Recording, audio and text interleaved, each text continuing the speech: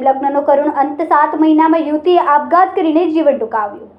સુરત ખટોદરા વિસ્તારમાં એક યુવાન મહિલાએ ગળે ફાંસો ખાઈને આપઘાત કરી લેતા સમગ્ર વિસ્તારમાં શોકનું મોજું ફરી વળ્યું। મૃતક યુવતીનું નામ સાક્ષી રાવજી રોકડે છે, જે માત્ર 20 વર્ષની હતી અને 7 મહિના પહેલા મનપસંદ યુવક મનોજ ખોડસે સાથે પ્રેમ લગ્ન કર્યો હતો। ગઈકાલે ખટોદરા વિસ્તારમાં આવેલી સાક્ષી રોકડેના ઘરમાંથી તેના આપઘાત કરવાની માહિતી મળી હતી। પરિવારજનોને પડોશીઓએ તરત જ ખટોદરા પોલીસને જાણ કરી હતી। ઘટના સ્થળે પહોંચેલી પોલીસે મૃતદેહને કબજામાં લઈને પોસ્ટમોર્ટમ માટે મોકલ્યા હતા।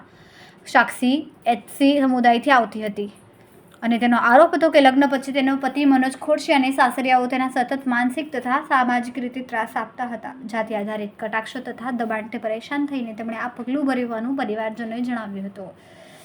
ખટોદરા પોલીસે યુવતીના પિતા અને પરિવારજનોના આવેદનના આધારે તેના પતિ તથા સાસરિયા પક્ષ સામે STSC એટ્રોસિટી અધિનિયમ, આત્મહત્યાની પ્રમુખ ધારા અને ધોરોપચારની લાગતી કલમો હેઠળ ગુનો નોંધ્યો છે। હાલ પતિ અને સાસરિયા પક્ષની ધરપકડ માટે કાર્યવાહી શરૂ કરી છે।